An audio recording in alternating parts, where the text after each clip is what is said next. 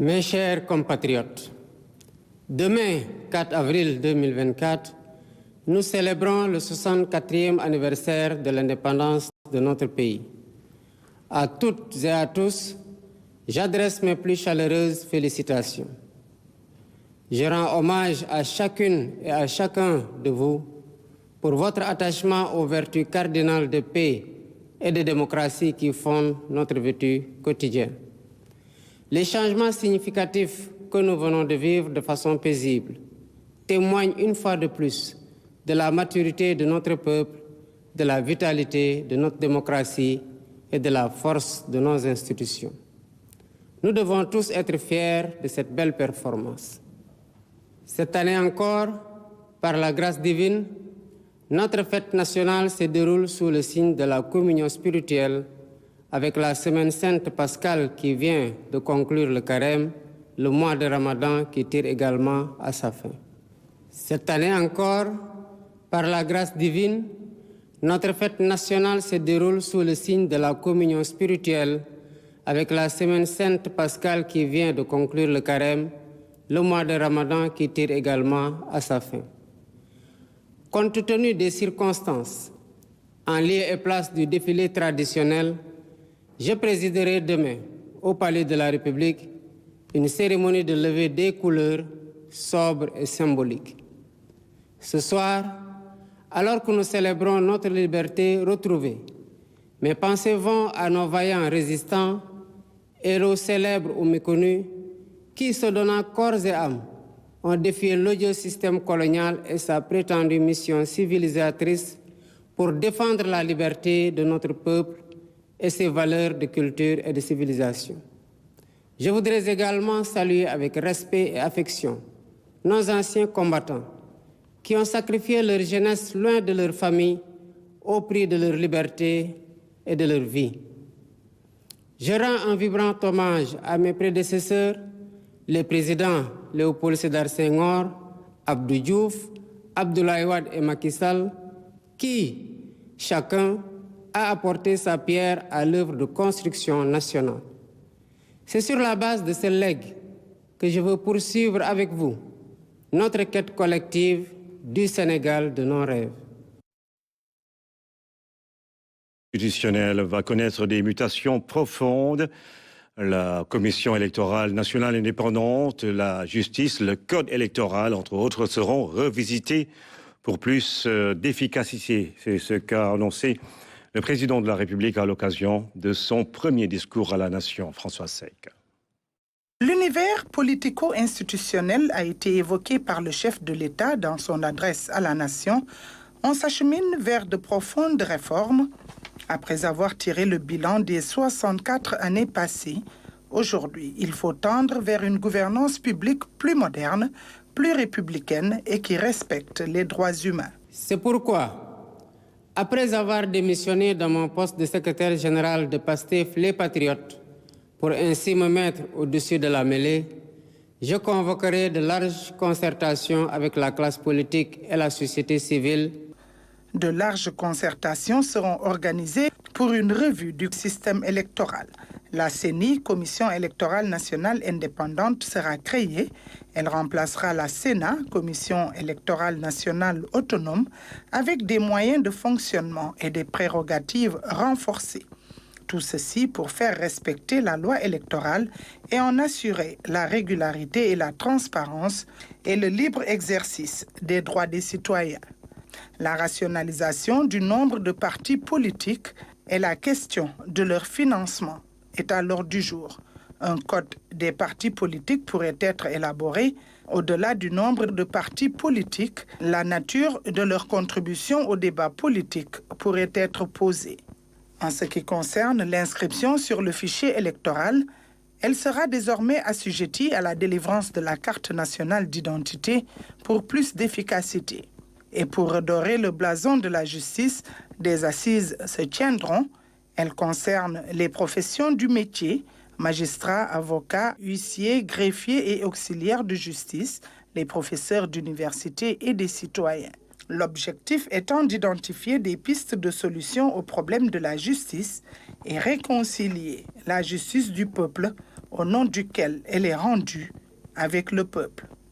Tous ces instruments institutionnels devraient être encadrés sur le plan juridique.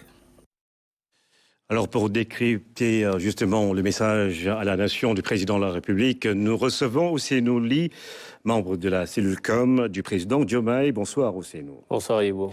Alors, quelles sont aujourd'hui vos premières remarques après ce premier message à la nation du président Bassirou Diomaye Faye? Merci pour l'invitation. D'abord, je commencerai par saluer et témoigner toute ma reconnaissance aux Sénégalais qui ont pu, à travers le dimanche 24 mars 2024, donner au président Bassirou Diomaye toute la légitimité et la latitude de pouvoir mettre en œuvre son offre politique. Donc à tous ces Sénégalais-là, d'ici et de la diaspora, nous retémoignons toute notre reconnaissance. Revenant dans le discours de son Excellence, Monsieur le Président de la République, je pense que dans ce discours, on peut lire la trame de ce qui lui tient à cœur pour son magistère, à savoir, en plus, au-delà de la reconnaissance qui est témoignée aux anciens combattants, parce que je rappelle bien que nous sommes dans le contexte de la célébration de la fête de l'indépendance, et c'est une fête qui est dédiée à nos forces de défense et de sécurité. Donc il a tenu à leur témoigner la reconnaissance de toute la nation, à nos anciens combattants qui ont beaucoup sacrifié pour en arriver là, mais également cette ouverture vers la jeunesse. Parce que d'habitude, ce sont deux événements qui sont jumelés, pour les forces de défense et de sécurité, mais également pour célébrer la jeunesse sénégalaise.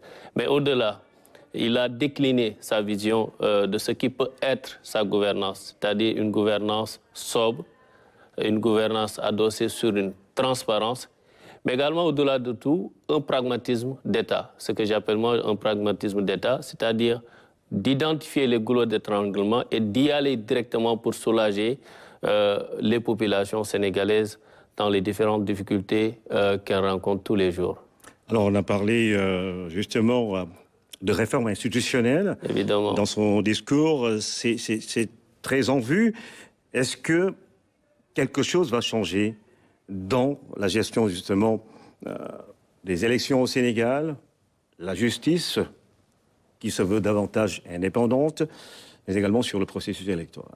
Mais évidemment, je pense que ce qui a été à la base de la formulation de toutes ces propositions ou bien de cette vision en ce qui concerne les réformes et à venir, c'est l'expérience qu'on a eue jusque-là dans le processus électoral, mais également dans le fonctionnement de nos institutions, plus particulièrement l'institution judiciaire.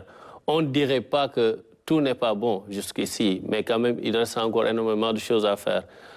Parce qu'on ne peut pas, aujourd'hui, 64 ans après notre indépendance, qu'on nous parle des problèmes dans le processus électoral. Je pense que ça doit être derrière nous.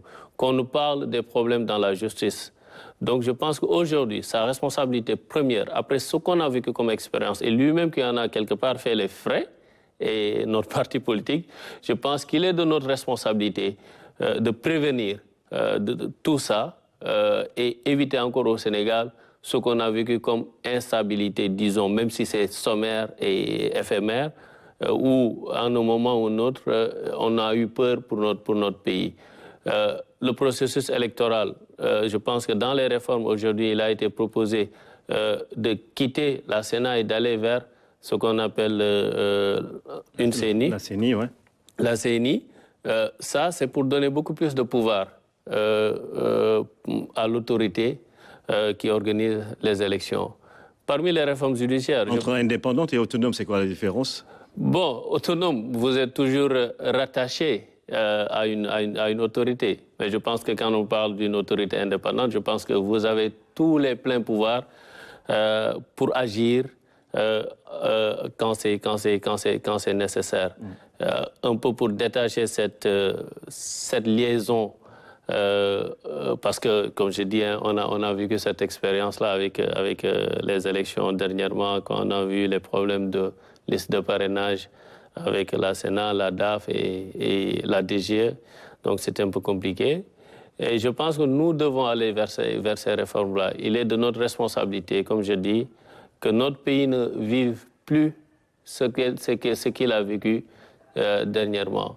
Mais au-delà de ça, il y a aussi ce quotidien que les Sénégalais ressentent avec ce coût de la vie qui est élevé. On va y revenir, surtout, mais restez sur la question de la justice. Aujourd'hui, est-ce que le président de la République a évoqué cette possibilité que pourraient avoir les Sénégalais de voter avec la pièce d'identité, rien qu'avec la pièce d'identité?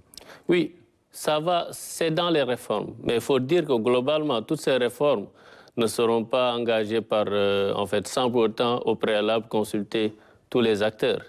Aujourd'hui, c'est à mettre sous le chapitre des réformes politico-judiciaires et institutionnelles. Je pense qu'il va y aller avec les acteurs pour qu'on n'ait plus ces problèmes-là. Aujourd'hui, quand on prend le problème du fichier électoral, avec cette problématique de vous avez la carte d'identité, mais vous n'êtes pas sur le fichier électoral. Je pense qu'on peut s'accorder avec tous les acteurs politiques, histoire d'être pragmatique, d'identifier c'est quoi le nécessaire et d'y aller très rapidement.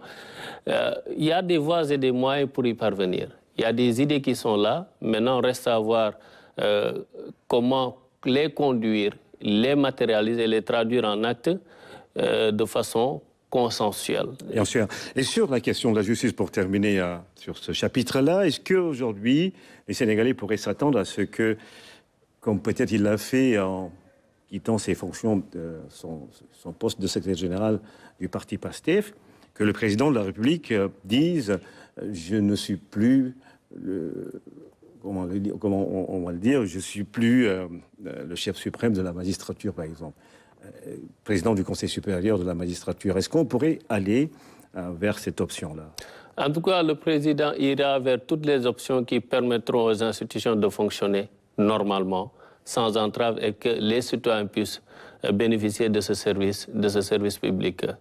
Comme on a longtemps réclamé, on a toujours dit qu'un président de la République a suffisamment à faire pour ne pas être là à gérer un parti politique. Aujourd'hui, il était secrétaire général de notre parti. Donc, la fonction qui lui a été consacrée par les populations sénégalaises exige de lui un travail à temps plein sur les besoins et les nécessités des Sénégalais. Maintenant, s'agissant de la justice, je pense qu'on a eu suffisamment d'expérience sur beaucoup d'aspects par rapport au Conseil supérieur de la magistrature pour ne pas trop aller en détail sur ces aspects-là, attendant de voir lui-même comment il compte mettre en œuvre cette feuille de route. Je sais qu'il a la volonté d'aller très loin pour tout ce qui concerne les réformes, notamment dans le secteur de la justice. Parce qu'aujourd'hui, ce qu'il y a lieu de faire, c'est de faire quitter ou bien de faire sortir ce sentiment que les Sénégalais ont, c'est-à-dire d'avoir une justice qui n'est pas à leur disposition. C'est de corriger le rapport entre le service public judiciaire et celui qu'on appelle le justiciable.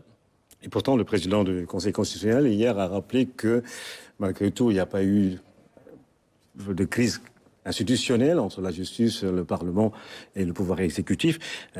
Pour terminer aussi, est-ce que vous pensez que les Sénégalais devraient avoir davantage confiance à leurs institutions, la justice et les autres? Oui, vous savez, nous avons ce qu'on a vécu dernièrement, cela témoigne un peu. Hier, le président du Conseil constitutionnel parlait de miracle, mais nous disons plutôt que c'est des Sénégalais qui sont républicains et qui s'arrêtent à ce que leur serment leur permet, c'est-à-dire de servir la nation, rien que la nation, et de servir la République.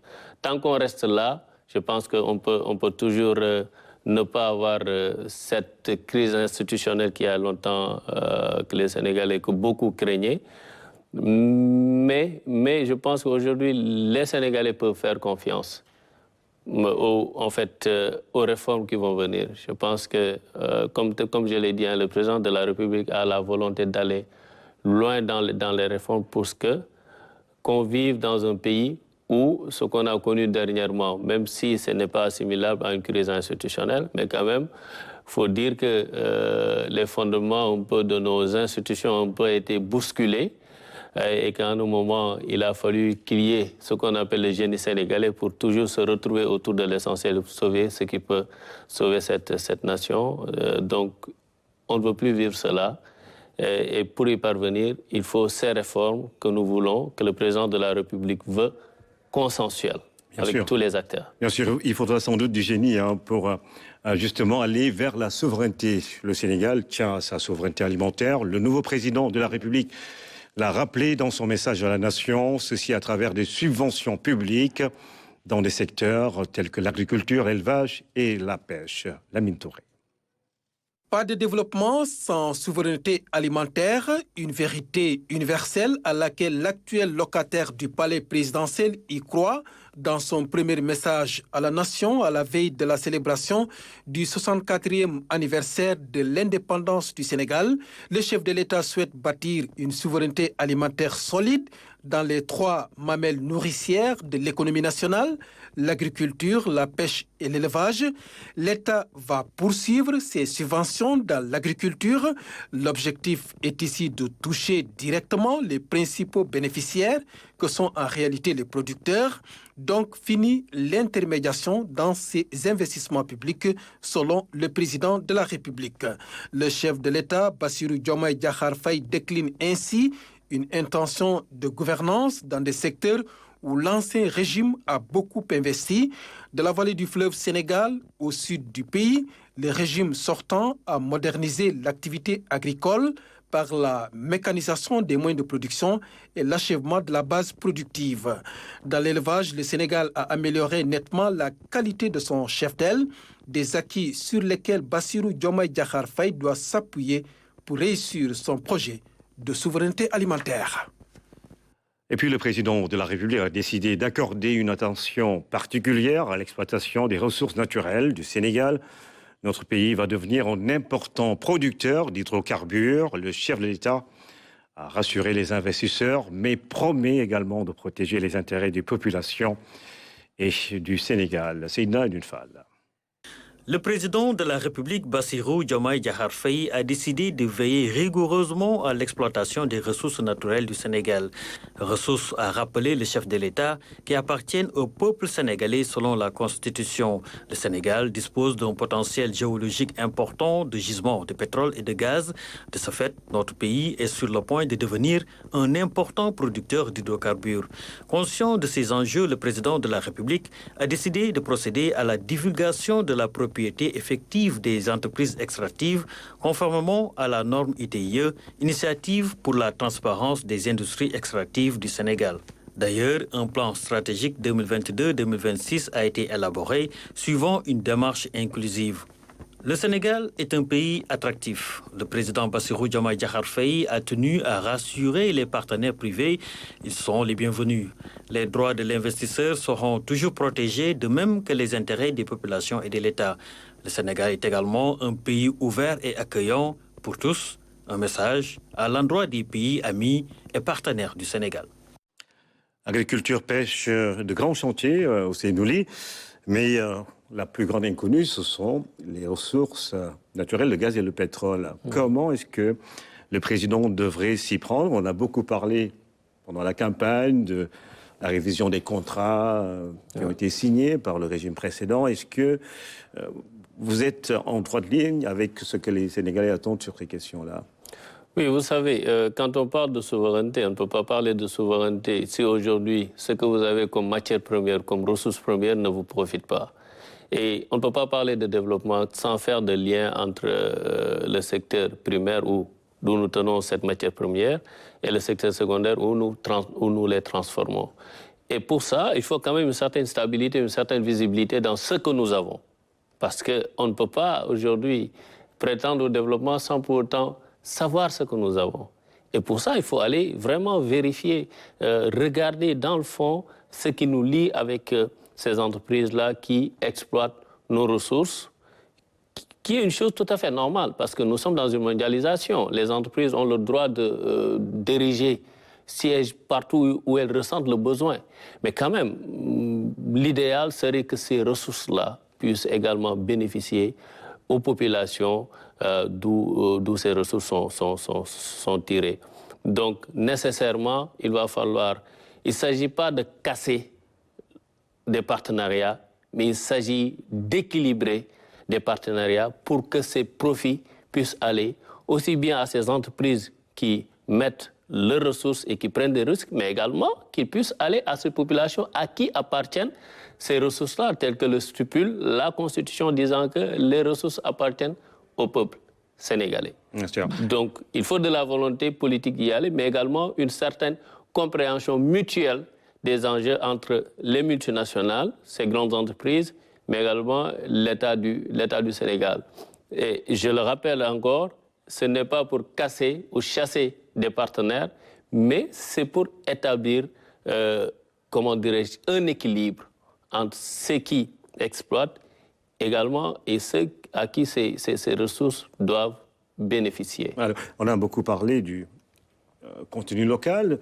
Dans les fondamentaux, justement, avant votre arrivée au pouvoir, il y avait des documents sur le contenu local qui stipulaient que 50%, justement, des marchés devraient revenir aux entreprises sénégalaises. Il y a également la question du fonds intergénérationnel qui a été mis en place dans le cadre, justement, de l'exploitation des ressources du pétrole et du gaz. Est-ce que vous allez devoir conserver certains principes de gouvernance en la matière ou vous allez renégocier avec les forces vives et tous les acteurs du secteur bon, je pense pour que aboutir à vos fins? Dans un premier temps, ce qu'il y a lieu de faire, c'est de faire l'état des lieux, de comprendre ce qui a été planifié et où est-ce que nous en sommes pour ensuite dégager les perspectives avant de prendre en fait une quelconque mesure par rapport à ça. Mais je pense qu'en termes de ressources et de compétences, aujourd'hui, le Sénégal n'a rien à envier aux autres pays du monde parce qu'aujourd'hui, partout où vous allez retrouver des Sénégalais dans ce multinational, comme je disais. Mais tout s'adosse, tout part de la transparence. Aujourd'hui, on ne peut pas parler de profit des ressources gazières minières sans pour autant savoir qui sont ces personnes, qui sont les bénéficiaires ou bien les propriétaires des contrats ou bien des compagnies et tout ça. Donc, c'est pour cela qu'il est revenu dans son discours sur la nécessité de faire connaître les identités de ceux qui disposent des titres de propriété. Donc, la transparence pour le président Bassirou Diomaye Faye est au début, au milieu et à la fin de toute son action politique, de toute sa gouvernance. Maintenant, passé cette étape, il va falloir forcément qu'exiger que tout ce qui a été délimité dans le cadre de la loi et qui encadre ces initiatives-là, que les gens puissent les respecter et que les ressources encore, les profits de ces ressources puissent aller aux populations locales parce que... Aux entreprises sénégalaises? Oui, de toutes les façons. En tout cas, il en a parlé aussi dans son discours et cette partie où il évoque le secteur privé pour l'emploi des jeunes, je pense que peut-être qu'on va y revenir. Le secteur privé a un rôle clé à jouer. Parce qu'aujourd'hui, notre fierté ne devrait pas dire qu'on a des ressources, nous faisons appel à des multinationales pour les exploiter, mais notre fierté devrait être de dire que telle entreprise, telle société qui exploite ces ressources naturelles est détenu par le secteur privé sénégalais. Donc, il croit à ce secteur privé-là. Et, comme il dit, l'approche consensuelle, la discussion, le dialogue, de par ces mécanismes ou bien ces approches-là, on peut enfin parvenir à avoir un cadre institutionnel pour l'exploitation de ces ressources-là, afin qu'elles puissent, les profits puissent aller aux populations et que le Sénégal puisse faire des bons en avant en termes de développement économique. Alors, il y a d'autres ressources qui font également beaucoup parler, qui ont défrayé la chronique récemment. Ce sont des ressources halieutiques du Sénégal, avec ces jeunes qu'on dit pêcheurs qui prennent l'océan pour aller en Europe, pour un Eldorado quelconque. Est-ce que sur la pêche et l'agriculture, vous allez apporter, comme les Sénégalais l'ont voulu, du sang neuf? Est-ce que ce sont des secteurs qui sont les priorités de votre action? Mais évidemment, regarde, le Sénégal bénéficie d'une façade maritime énorme. Le Sénégal bénéficie des terres. Mais on ne peut pas parler. Si aujourd'hui, dans ce pays-là, on parle encore de chômage des jeunes, c'est que quelque part, les politiques publiques n'ont pas suivi, ou bien les ressources qui devaient être réorientées dans ces secteurs-là n'ont pas suivi. Je pense qu'il faut corriger tout cela. Et comme je dis, la base de toute action qui va venir serait d'abord la transparence, de savoir ce que nous avons, qui exploite, à qui appartient ces entreprises qui exploitent, qu'est-ce qu'on a, qu'est-ce qu'on peut faire. Les accords de pêche? Je ne dirais pas forcément les accords de pêche, mais tous ces secteurs-là d'où proviennent nos ressources, nos matières premières, il faut quand même qu'on arrive à faire un état des lieux exhaustif. Parce que pour planifier, il faut d'abord savoir ce dont nous disposons. La pêche, ça peut faire nourrir combien d'hommes et de femmes, de pères de famille, de mères de famille. Aujourd'hui, vous prenez tout le littoral. Ce sera très difficile de trouver une usine de transformation du poisson. Aujourd'hui, vous allez à l'intérieur du pays, vous avez énormément de terres cultivables. Je pense que nous avons les ressources, nous avons la matière première, nous avons les ressources humaines. Maintenant, il reste de faire une articulation entre une vision claire, la transparence et la mobilisation des ressources. Je pense que le président Bassirou Diomaye a décliné ça dans son programme qu'il a proposé aux Sénégalais le jour de l'élection. Pour l'agriculture, est-ce que les jeunes vont pouvoir entendre ce message du retour à la terre? Quels sont les investissements que vous allez mettre en place pour leur faire comprendre que c'est un métier, un noble comme tous les autres? On connaît le programme des agropoles qui a été mis en place par l'ancien régime. Oui. Est-ce que ça peut être dans la continuité de votre action pour que chacun n'ait pas cette gêne ou cette honte à devenir agriculteur? Mais évidemment, surtout quand on est jeune. Même étant dans l'opposition, nous avons longtemps formulé la création de ces agropoles parce que vous avez souvent des régions, 2 ou 3 régions qui partagent les mêmes caractéristiques géographiques ou voilà, donc qui peuvent être regroupés parce qu'ils partagent les mêmes réalités socio-culturelles et économiques. Donc ça, c'est l'idée de ces agropoles-là qui seront renforcés et qui sera vraiment important pour le développement des terroirs ou bien de l'intérieur du pays. Maintenant, même étant dans l'opposition, on a toujours montré aux jeunes qu'il est possible de retrouver la terre et d'y gagner sa vie. Comment le faire? Il ne s'agira pas de faire ou bien de continuer dans ce qu'on avait l'habitude de voir, c'est-à-dire un hibou vient, il a ses milliards, on lui donne autant d'hectares qu'il exploite parfois, qu'il prend les propriétés familiales, après c'est des conflits, après c'est des problèmes au niveau du foncier. Je pense qu'il faut changer d'approche, c'est-à-dire de donner la chance à ces familles-là disposant des terres de pouvoir cultiver, d'avoir des usines à côté à qui elles pourront revendre leur production et ces usines vont transformer. Donc je pense qu'il y a un focus à faire sur, le foncier, l'industrialisation. L'industrialisation. Parce que c'est un aspect qui n'est pas tellement ressorti dans le discours du président. Non, c'est important, c'est un ensemble. Oui. C'est un ensemble parce qu'on ne peut pas parler d'agriculture sans parler de foncier. Aujourd'hui. Et d'industrialisation. D'industrialisation, ça c'est le secteur secondaire, c'est là où on a plus de la création de la valeur ajoutée. Donc, mais pour parler d'industrialisation, il faut parler de production. C'est-à-dire la matière première. Donc, c'est pour cela que je dis que les propriétés familiales, c'est-à-dire de permettre à ces familles de disposer des terres, de les exploiter.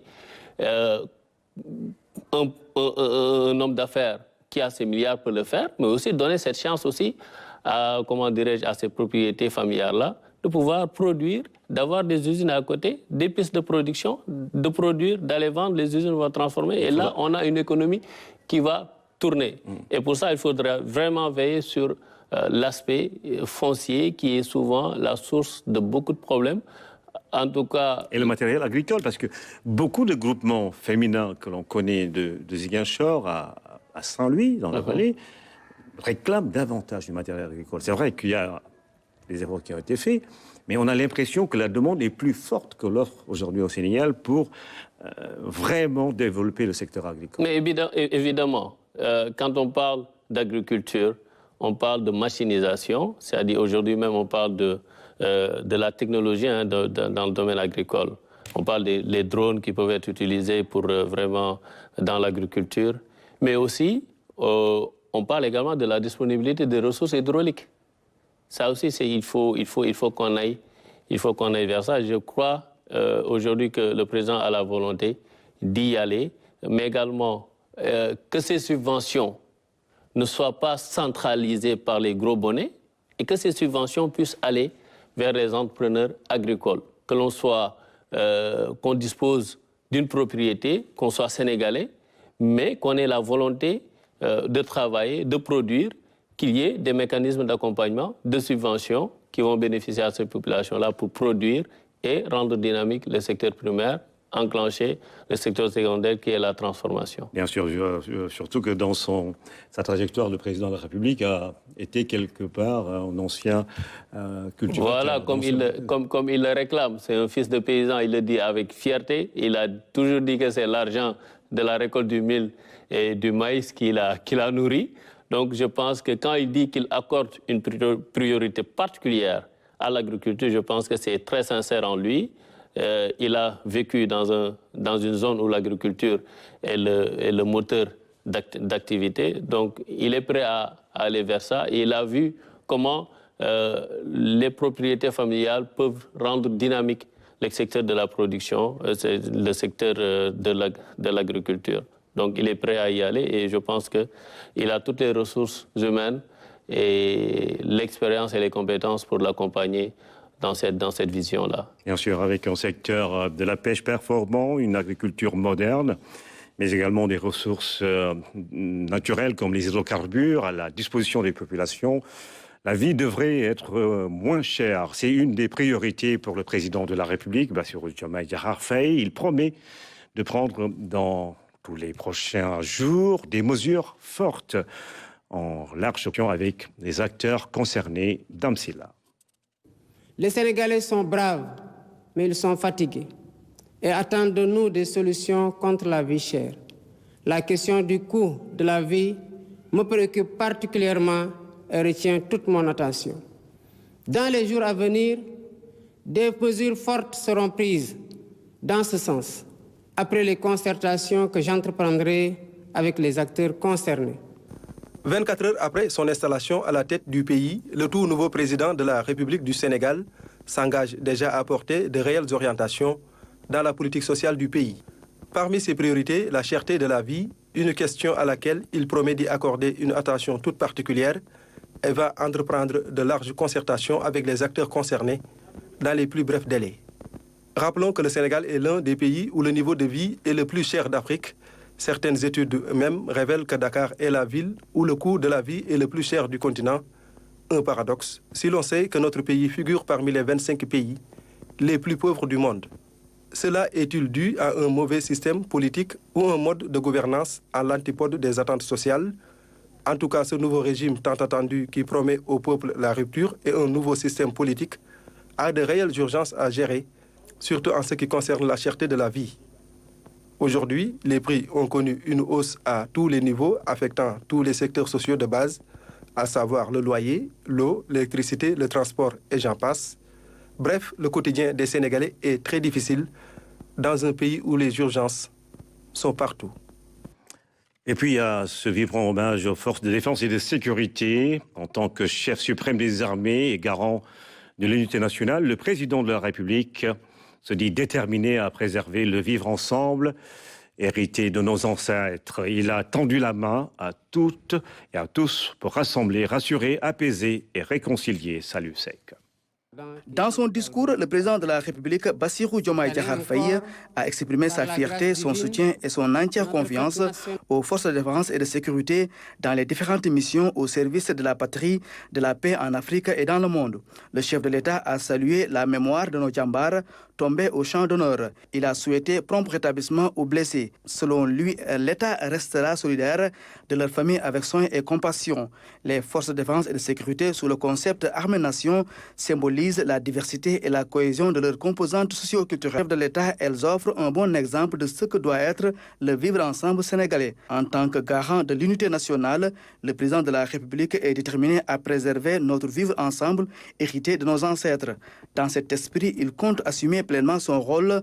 Pour ce faire, le chef de l'État a tendu la main à toutes et à tous pour rassembler, rassurer, apaiser et réconcilier afin de conforter la paix, la sécurité et la stabilité indispensables au développement économique et social de notre pays.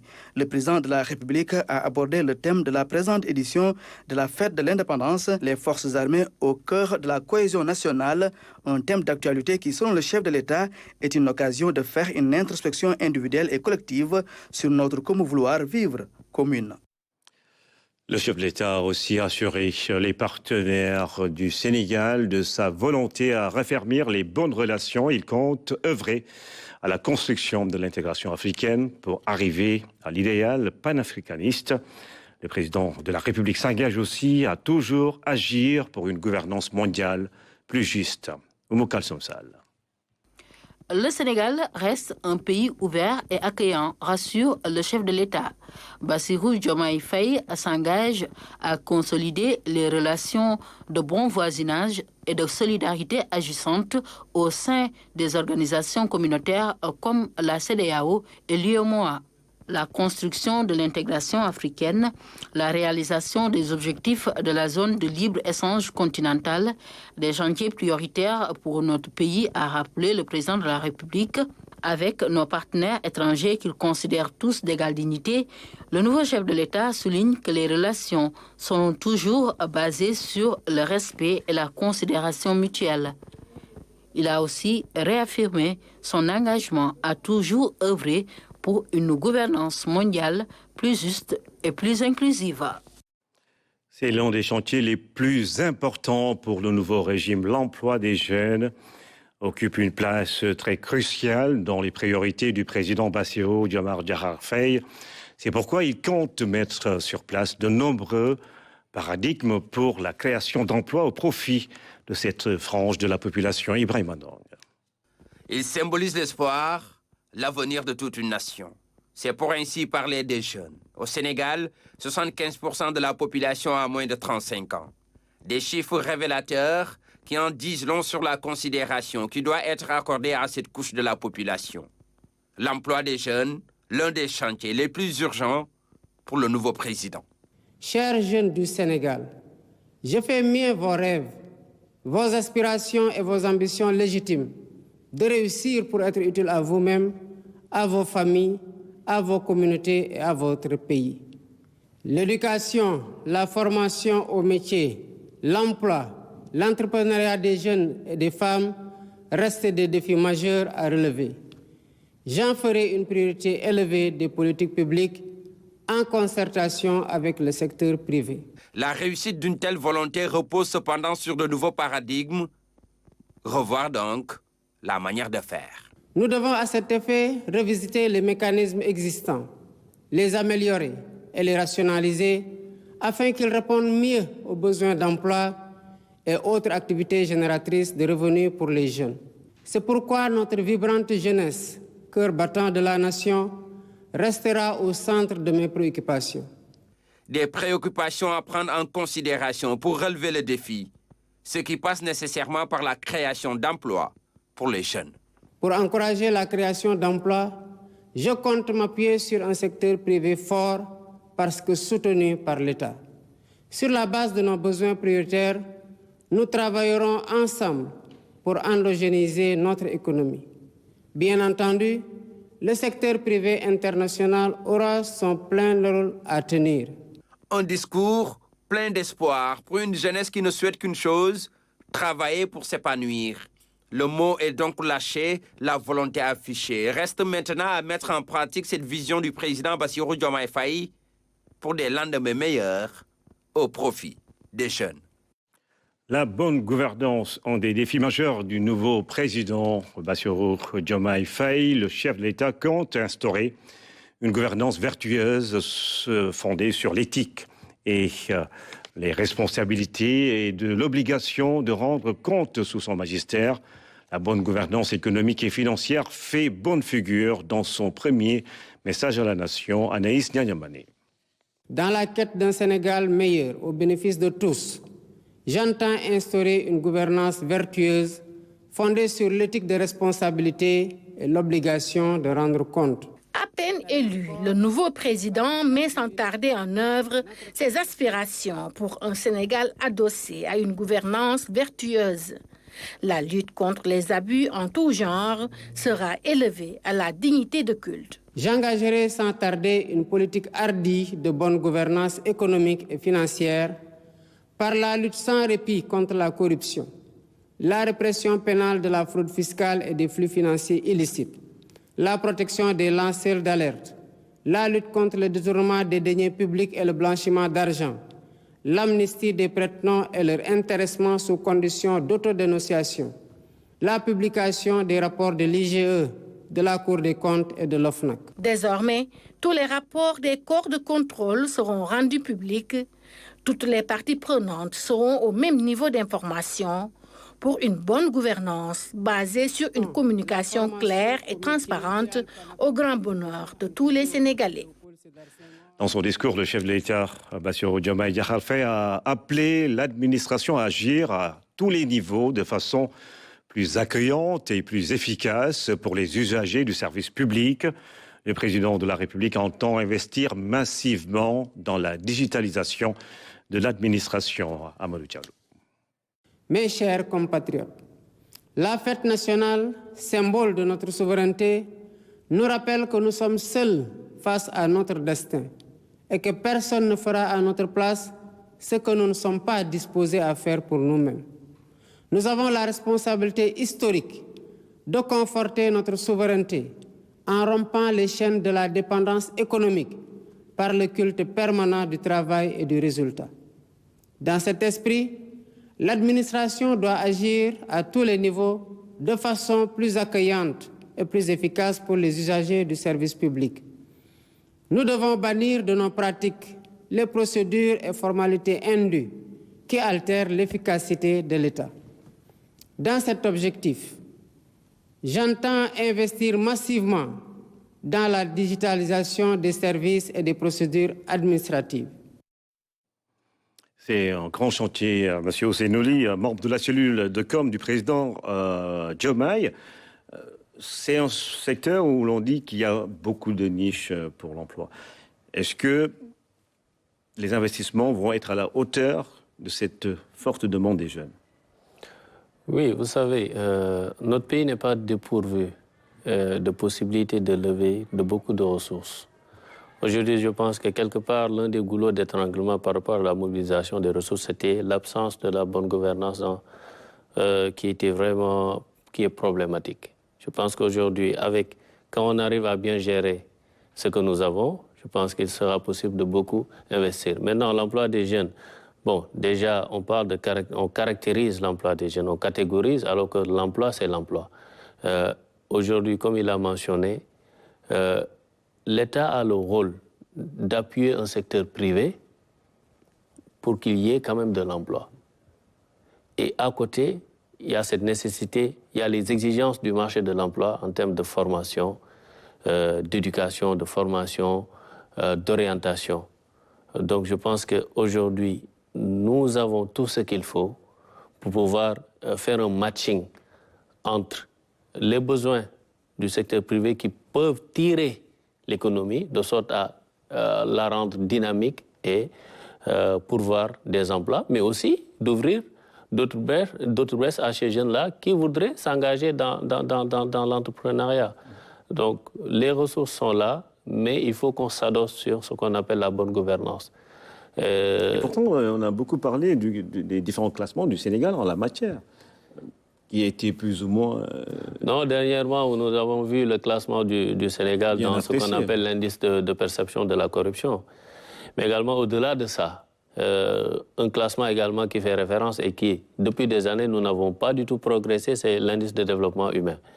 Donc, qui corrobore, qui polarise l'éducation, en santé, le cadre de vie, mais également l'économie, la sécurité également. Il y a beaucoup à faire dans ce domaine. Je dirais, on ne peut pas dire que c'est impossible. C'est possible. Parce que tant d'autres pays ont exploré une voie et finalement, pendant quelques années, au bout de quelques années, ils se sont retrouvés avec des prouesses, pourquoi pas ce ne serait pas possible au Sénégal? Les pays africains ou occidentaux? Quand on a une population de plus de 70% de jeunes, on a une force active qui ne demande qu'à être mise sur pied avec beaucoup d'opportunités. Et l'opportunité en termes d'économie, ça se fait avec le secteur privé. C'est pour ça que dans son message, il a dit qu'il faut un secteur privé fort parce qu'appuyé par l'État du Sénégal. Pas un secteur privé qui accompagne juste le président de la République pour meubler ses photos durant ses voyages à l'extérieur, mais comme certains pays le font, parce qu'on a vu des pays, des puissances étrangères, où quand même, c'est le secteur privé, le monde des affaires, qui indique l'orientation économique du gouvernement. Je pense que c'est possible, parce que les ressources humaines encore sont là. Vous partez partout dans le monde, vous allez trouver des Sénégalais qui monnaient leurs compétences. Donc, il faut créer ce cadre-là. À côté, il y a ces ressources également.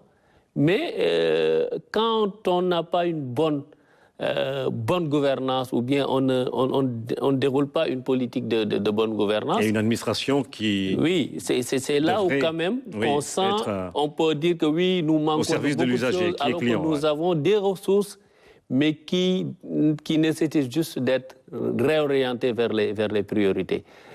Par rapport à l'administration, aujourd'hui, la digitalisation, ce n'est plus un phénomène. Ça rentre dans l'ordre naturel des choses. On ne peut pas comprendre, au XXIe siècle, le Sénégal qui a un accès privilégié par rapport à la connectivité, qu'on tarde encore sur certaines procédures. Certains, quand on leur demande de se lever le matin et d'aller chercher un casier judiciaire, c'est très difficile parce qu'ils peuvent facilement perdre une journée. Tout ça, je pense que ça rentre dans le cadre de l'optimisation des ressources. Si vous gagnez en temps, vous allez gagner en énergie et vous allez gagner en ressources. Bien sûr. Donc la digitalisation, elle est importante, d'autant plus que dans le monde actuellement, ce sont ce qu'on appelle des start-up qui le font. Et ici, nous avons pas mal de jeunes qui sont dynamiques dans ce secteur-là. Donc il faudra voir comment faire, parce qu'ailleurs, dans le monde, quelque part aux États-Unis, aujourd'hui, les multinationales ne sont plus dans les développements, ils laissent ça à des start-up qui travaillent avec eux et ils expriment, ou bien ces multinationales expriment leurs besoins en termes de technologie, de développement et tout ça, mettre à leur disposition. Ces jeunes-là sont ici au Sénégal. Donc c'est tout à fait possible de le faire. Alors nous allons terminer avec vous, Seynouli, sur ce chapitre consacré aux jeunes. Aujourd'hui, quand on parle de jeunes, on pense également à ces jeunes qui sont devenus Jakarta-men, ces jeunes qui sont marchands ambulants, ces jeunes qui sont diplômés et qui n'ont pas de travail, et ces jeunes qui attendent d'être formés. Parce que pour être compétent, il faut avoir sans doute un apprentissage, bénéficier d'un apprentissage quelconque, avoir des leviers sur lesquels on peut être performant au sein d'une entreprise. Qu'est-ce que vous allez faire de tout ce monde-là? Oui, d'abord, quand on multiplie les opportunités, ça veut dire qu'on donne à tout un chacun la possibilité de choisir sa voie de développement. Les Jakartaman et autres, on commence à en avoir dans la capitale, mais c'est surtout présent à l'intérieur du pays. Et la réalité socio-économique, c'est quoi? À l'intérieur du pays, il n'y a pas une dynamique économique. Et souvent, qui font que les gens quittent l'intérieur du pays pour se retrouver dans la capitale, où quand même on a une densité, comment dirais-je, une densité énorme en termes d'habitat. Il faut aller vers ces gens, leur donner ce dont ils ont besoin pour qu'ils puissent rester chez eux et travailler. Pour ça, tu as l'agriculture, vous avez l'agriculture. Pour ça, vous avez la pêche. Vous avez autant d'opportunités. Mais aussi, aujourd'hui, il faudra favoriser l'écosystème des affaires de sorte qu'un start-up puisse quitter Dakar et aller s'installer à l'intérieur du pays parce que de là où il sera, il y a un service de l'État qui a besoin d'un tel service pour les populations. Donc c'est tout un ensemble. En tout cas, je sais que dans sa vision vraiment claire et déclinée par le président Bassirou Diomaye, avec beaucoup de volonté et beaucoup d'accompagnement de la part des Sénégalais, on peut, je ne dirais pas régler tous les problèmes, non, mais quand même on peut beaucoup faire de sorte que demain, si un autre régime vient, il trouvera une matière conséquente qui lui permettra de faire encore un autre pas. C'est possible. les ressources sont là, les ressources humaines sont là. Et pour la formation professionnelle oui, évidemment, souvent... Et les étudiants? Oui, souvent ce qu'on a, il faut aller vers la révision de ce qu'on appelle les curricula. Et dans son message, il a parlé de revisiter ce qu'il y a comme mécanisme.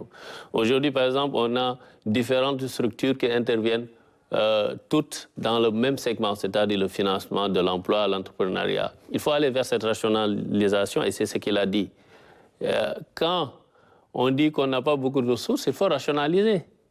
Essayer d'avoir une seule entité qui est à même de prendre en charge toutes ces préoccupations-là, mais non pas de diviser l'offre où on a quand même des budgets énormes en termes de fonctionnement. Par rapport à la formation et l'emploi, le plus souvent, ce qu'on constate, c'est l'inadéquation entre la formation et le marché de l'emploi. Donc, il faudra rééquilibrer. Au lieu, est-ce toujours pertinent d'avoir des cycles d'enseignement général qui peuvent nous prendre des années, ou bien il faut privilégier le plus rapidement possible et très tôt, donner l'opportunité à l'élève, à l'étudiant, d'être dans un enseignement technique, de sorte à sa sortie, avec son diplôme, il y a une entreprise qui a ce besoin de recruter cette filière-là ou ce domaine, cette expertise-là. Donc, il faut quand même qu'on aille vers ça. Et c'est, en fait, après ce qu'il a dit, revisiter les mécanismes, les adapter, mais également les rationaliser. Je pense qu'on peut beaucoup faire pour l'emploi des jeunes. Bien sûr, les chantiers sont là. Et aussi, très important et qui lui tient à cœur, la bonne gouvernance, la transparence. Parce que, étant candidat à l'élection présidentielle, il a tenu à donner l'exemple en déclarant publiquement, avant même d'être élu, son patrimoine. Et c'est à cela qu'il va inviter tous ceux qui auront à gérer les deniers publics. Alors, il va falloir aller très vite parce que c'est un mandat de 5 ans, les chantiers sont là, les défis sont énormes et sans doute que vous allez solliciter la patience des populations du Sénégal, comme tout le monde l'a évoqué hier lors de l'investiture. De toutes les façons, il y aura toujours cette transparence dans la communication, cette vérité-là qu'on voudra toujours dire aux Sénégalais, de leur dire que voilà ce que vous voulez, voilà ce qui est possible de faire compte tenu des ressources ou bien des moyens dont nous disposons. Cette transparence-là, communicationnelle, sera toujours là. Mais quand même, nous attendons aussi des populations, parce qu'un pays ne se développe pas seulement avec un président de la République, un gouvernement. Un pays se développe par la citoyenneté également. Et c'est très important. Là où on avait l'habitude de dire, oui, vous avez élu un président de la République, laissez-le travailler, le président Bassirou Diomaye Faye souhaiterait avoir qu'on lui dise, Monsieur le Président, nous vous avons élu, mais vous ne serez pas seul, nous allons vous accompagner par la citoyenneté. Et je pense que ça a bien démarré. Depuis son élection, on parle des initiatives citoyennes, de set-setal, de nettoyage et tout ça. Ça peut faire émule. Je pense que les citoyens également, en élisant un président de la République, ne peuvent pas rester en retrait et dire que voilà, on attend, on observe. Ils doivent l'accompagner. Et le président Bassirou Diomaye Faye souhaite vraiment, par le levier de la citoyenneté, que les populations sénégalaises qui lui ont fait confiance le 24 mars 2024 l'accompagnent dans ses fonctions pour qu'au terme de son mandat, que tous les Sénégalais puissent dire que oui, il a fait énormément de choses pour ce pays et c'est sa volonté actuellement. Merci Ousseynou Ly. Je rappelle que vous êtes membre de la cellule com du président Diomaye et que nous faisions le décryptage de son premier message à la nation à la veille de la célébration du 64e anniversaire de l'indépendance du Sénégal. Le président de la République a pris un décret hier nommant Ousmane Sonko Premier ministre du gouvernement de la République du Sénégal. Ses premiers mots après sa nomination.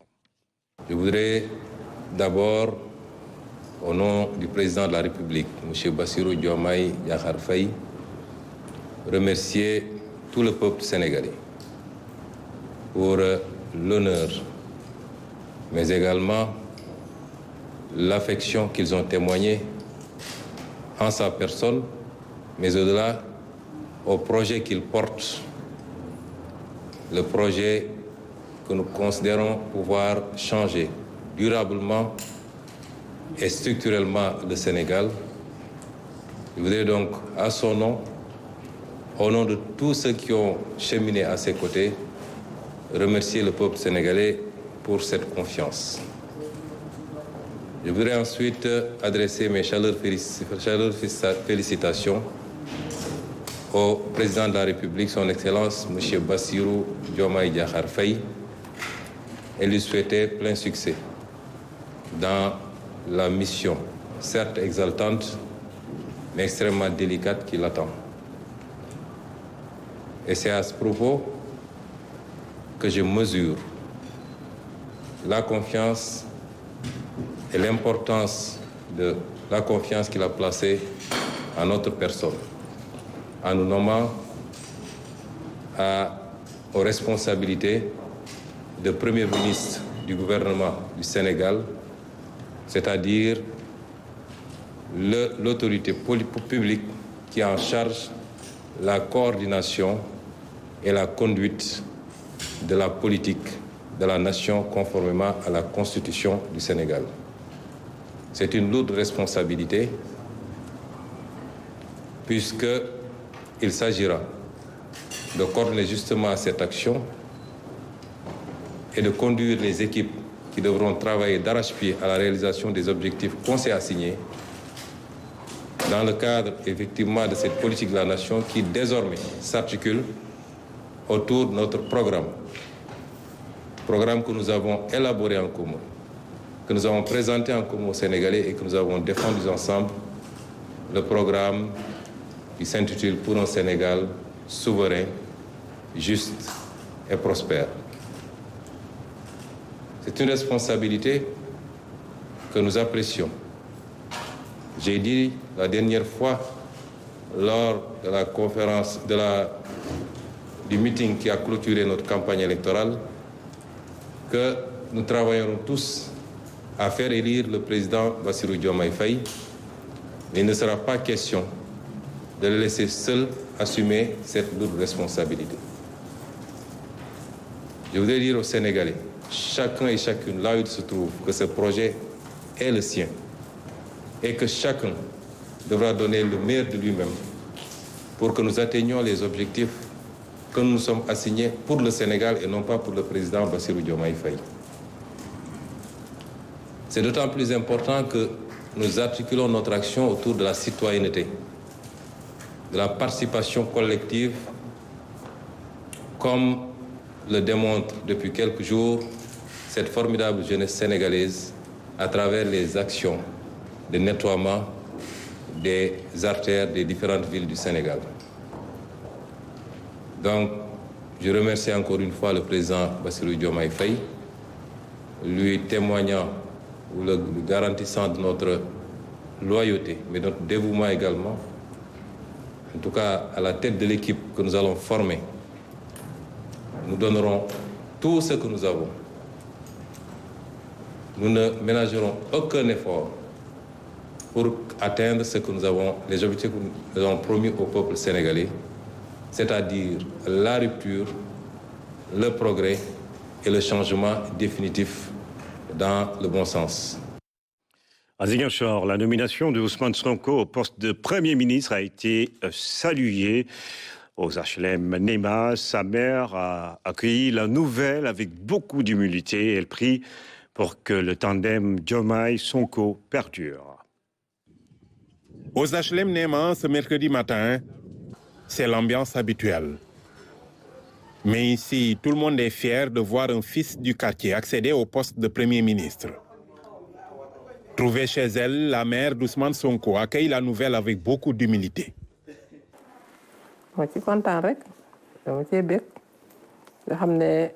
Je suis très contente de cette nomination.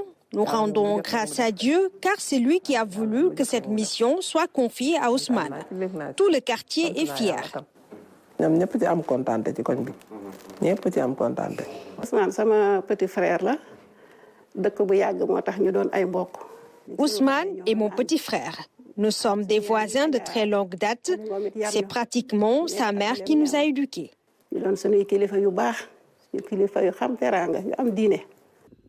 Lamine Koli a connu et apprécié le père d'Ousmane Sonko. Aujourd'hui, cet agronome à la retraite salue la vision de ce fils doté d'une grande ambition pour son pays. Il a une grande personnalité. Franchement, il est très respecté et il est beaucoup aimé. Il suffit de le voir débarquer ici, mais chacun cherche. Et ça, même, il a de bonnes idées, de très bonnes idées vraiment. Et on parle d'autosuffisance alimentaire. Si on ne développe pas l'agriculture, si on ne donne pas les moyens suffisants aux agriculteurs, si ces terres-là aussi qu'on récupère, on ne les met pas en valeur, alors comment on va développer l'agriculture? Si chaque fois on doit importer, on passe tout notre temps à importer, on importe beaucoup. Je crois qu'ils ont compris que l'agriculture, c'est quelque chose de très important pour le développement. Le Sénégal fonde beaucoup d'espoir dans ce nouveau régime. La mère du nouveau Premier ministre souhaite que le tandem Diomaye-Sonko soit préservé pour l'atteinte des objectifs. Conseil bi ma leen di jox daal mooy nañ fexe bu yaakaar tas rek nañ fexe ba yaakaar yi xam ne moom la Sénégalais ak xale surtout xale yi teg ci seen kaw. Nous souhaitons qu'ils ne déçoivent pas.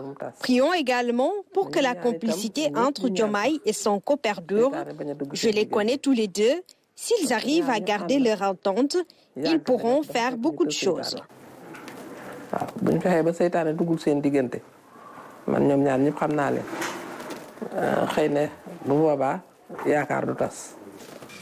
Ces amis d'enfance que nous avons rencontrés toujours aux HLM Néman sont confiants quant à la réussite du projet.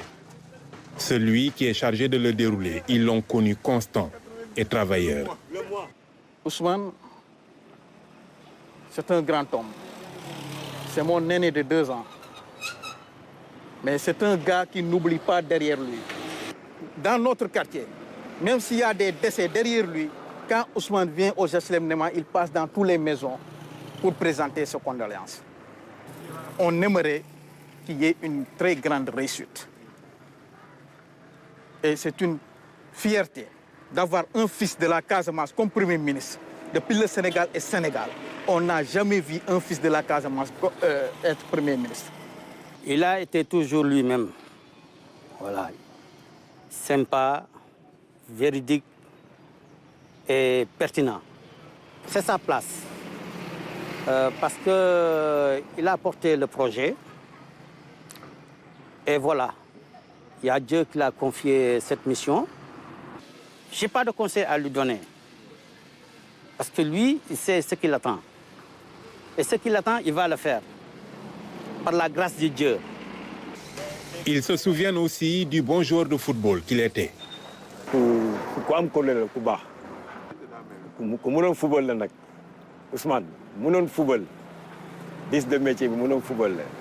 Ousmane était un grand joueur, un 10 de métier. Mais chaque fois qu'il était au terrain, s'il entend l'appel du muezzin, il abandonne tout pour entrer. C'est quelqu'un de très sérieux. Un jour, il m'a dépassé au bord de la route, mais il a demandé à son chauffeur de s'arrêter.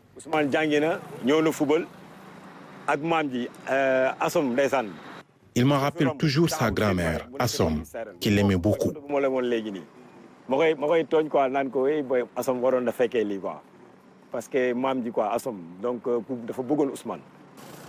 Ziguinchor adule plus que jamais son fils et souhaite que celui qui avait lancé les 12 travaux de la commune puisse réussir les grands changements attendus aux 4 coins du pays. Après ce reportage d'Abdoulaye Sinkare chez la famille d'Ousmane Sonko, Premier ministre de la République du Sénégal, les Ziguinchorois ont exprimé leurs attentes avec le gouvernement qui sera mis en place. L'espoir d'un Sénégal meilleur et le sentiment le mieux partagé. Michel Mandi. Élu à la tête de l'État ce 24 mars 2024, Bassirou Diomaye Diakhar Faye devient le 5e président de la République du Sénégal. Un président jeune qui incarne le changement dans un pays où les attentes sont nombreuses. Pour les Ziguinchorois, l'éducation, la santé, l'emploi, la cherté de la vie et le développement sont les priorités auxquelles le nouveau président et son gouvernement doivent s'attaquer. L'éducation et la santé, c'est des secteurs primordiaux, c'est des secteurs clés où vraiment les gens attendu beaucoup de choses à ça, au changement. Justice, équité, transparence dans la gestion des affaires publiques, et puis que les richesses soient partagées équitablement et que chaque Sénégalais se retrouve dans le projet. C'est surtout ça que nous attendons du gouvernement. Les 3 points que je veux à Ziguinchor, c'est le désenclavement, le transport maritime et routier. En saison de pluie, on patauge. L'administration qu'on nous aide à avoir les papiers le plus rapidement possible. Il faut qu'ils pensent à nous aussi, les mères de famille. Parce que comme quoi, la location c'est cher, l'eau, courant. Donc les condiments, la nourriture, c'est tout un problème. Donc il faut qu'ils pensent à diminuer. Parce que maintenant, un sac de riz qui coûte 22 000, c'est trop pour une famille. Donc un salaire ne vaut rien maintenant dans une famille. En 2021, selon un rapport de l'ANST, plus de 30% des jeunes de 15 à 35 ans de la région de Ziguinchor ne sont ni employés ni en cours de scolarisation ou de formation. Les populations invitent les autorités à faire l'emploi des jeunes une urgence. Surtout l'emploi des jeunes, là aussi, il faut que vraiment le président s'attale à ça aussi.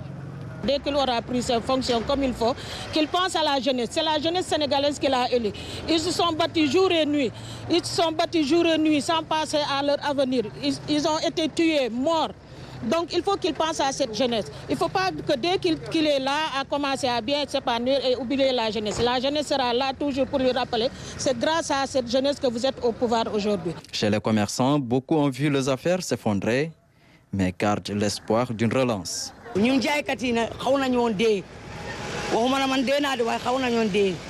avons connu beaucoup de pertes avec les troubles, mais on essaie de se remettre. Comme nous avons un nouveau gouvernement, nous espérons le changement. Ce que nous les commerçants, on attend, c'est qu'il diminue un peu le coût du transport. Les matières premières, qu'il va revoir ça à la baisse, qu'il essaie de revoir le prix des matières premières à la baisse et qu'on essaie de consommer local. En attendant la formation complète du nouveau gouvernement, l'espoir d'un Sénégal meilleur reste le sentiment le mieux partagé à Ziguinchor. Du sud au nord, les attentes sont nombreuses. À Saint-Louis, l'on fonde beaucoup d'espoir sur ce nouveau régime, notamment dans des secteurs comme l'emploi des jeunes, le coût de la vie, la pêche, entre autres priorités. Les populations du Nord comptent s'impliquer davantage pour la réussite du projet et espèrent que son magistère, celui de Bassirou Diomaye Diakhar Faye, va imprimer une nouvelle dynamique. Abdouad. L'accession de Bassirou Diomaye Faye à la magistrature suprême suscite beaucoup d'espoir à Saint-Louis, où il a triomphé avec une large majorité. Pour ces jeunes, cette élection est un premier pas vers la concrétisation du projet élaboré par le PASTEF. Je suis convaincu qu'il va tenir sa promesse. Je n'ai aucun doute là-dessus. Parce que c'est un projet. Ce qu'on attend, c'est son exécution. Parmi les grandes préoccupations des jeunes figure le problème d'insertion professionnelle. Les jeunes ont besoin de travailler et de réussir dans leur pays. Beaucoup d'entre eux ont pris la pirogue. Mais seule une bonne politique de l'emploi constitue le remède.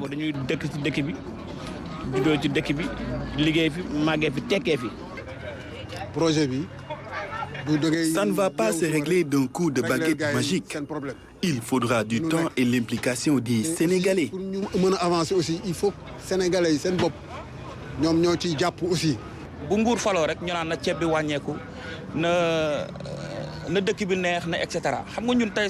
On parle souvent de baisse du prix des denrées.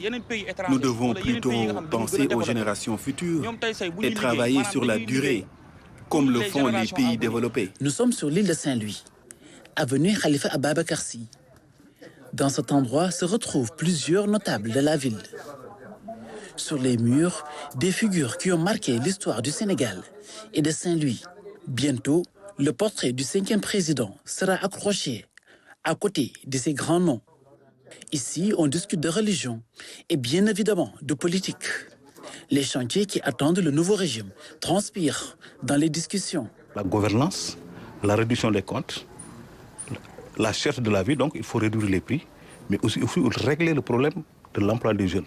Et vous en conviendrez avec moi aussi, ce sont des aspects extrêmement difficiles.